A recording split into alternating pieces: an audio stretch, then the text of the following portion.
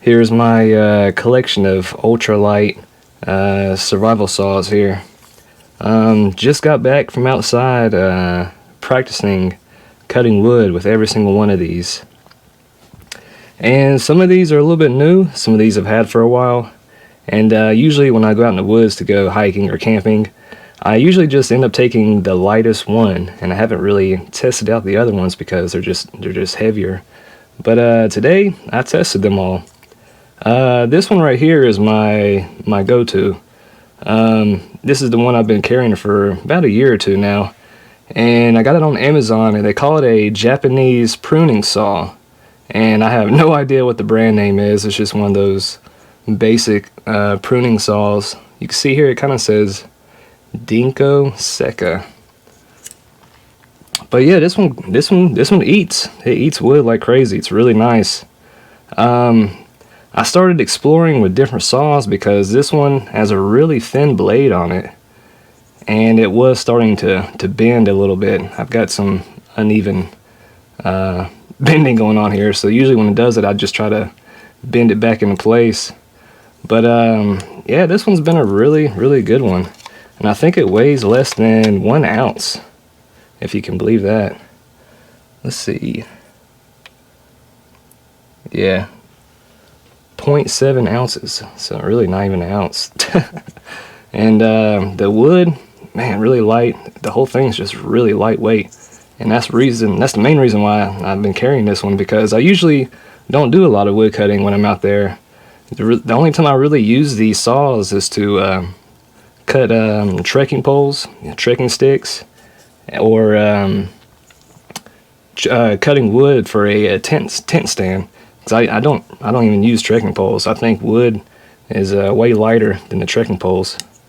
But yeah, this is my go-to right here.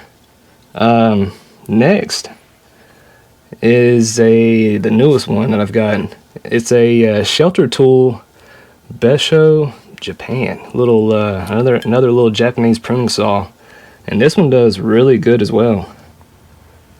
Just tried it out. Cuts really nice. And the reason why I got this is because it's so tiny that it'll fit perfectly in a Altoids survival tent.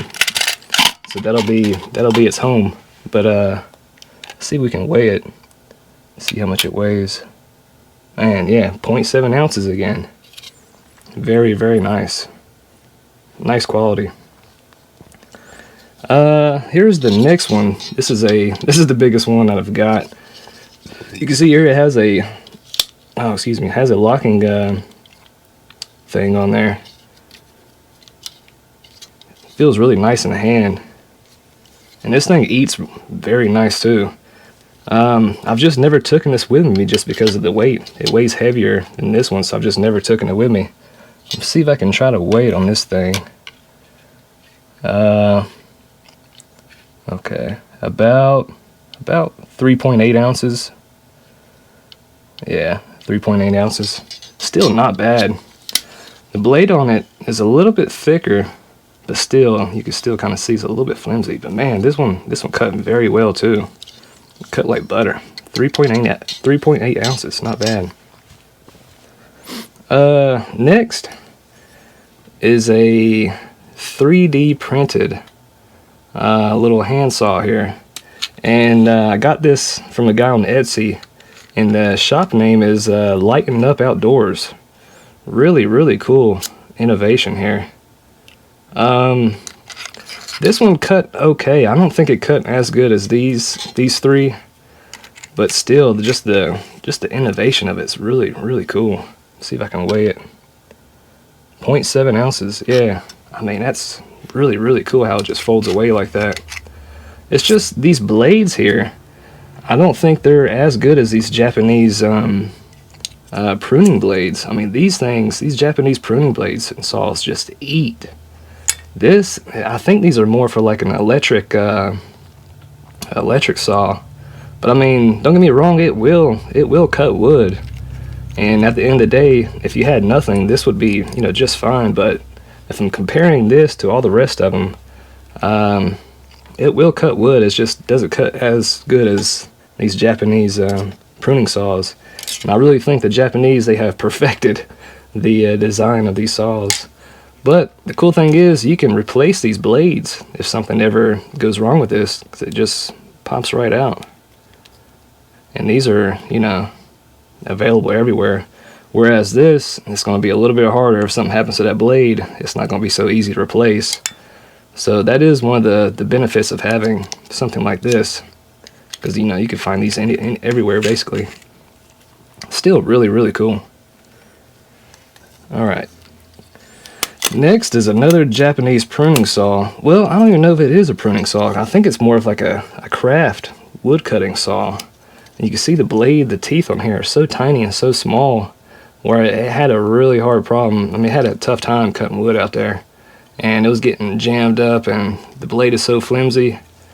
This one ain't really, this ain't it. This ain't, I'm definitely not taking this out there. Let's see how much it weighs. Yeah, and it weighs 1.8 ounces. Nope. This one's out. No good. No good in my opinion. Next is another similar 3D printed design here. And I think I got this from Garage Grown Gear. And really, I just do not like this design. I almost hate it.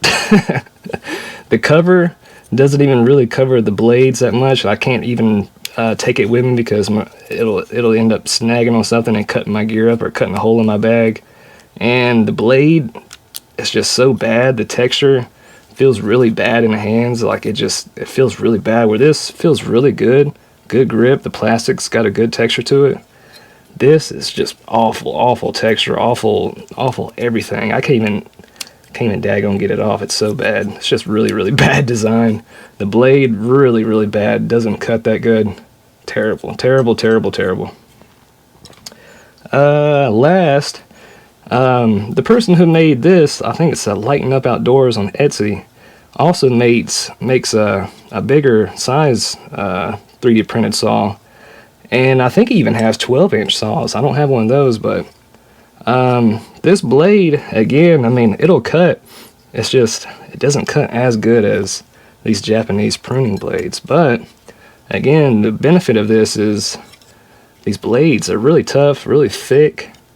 I mean, you can get these anywhere, and you can replace the blade in this just like the other one, which is a big benefit. But as far as cutting goes, yeah, this is one of the worst ones, really. I mean, it will cut, but it's just not that good at it. And it has no reflection on the design from Lighten Up Outdoors. I mean, it's a perfect 3D printed design. It's just the blade itself. Again, I think it's more of an electric saw blade, and I'm trying to use it as a manual cutting saw blade, and it just doesn't, I don't know, perform as well. But again, I mean, it will cut. Most of these will cut. These are really bad at cutting. I would say these are directly right after these when it comes to cutting. I would say these three right here really are just wonderful. They cut very well. These would be second place. They cut pretty good. And these are just awful, just terrible, really bad. But yep. I mean, if you're looking to buy something like this was, I think I got this on the Amazon. Just a no name, no sticker, just a basic Japanese pruning saw. This same thing.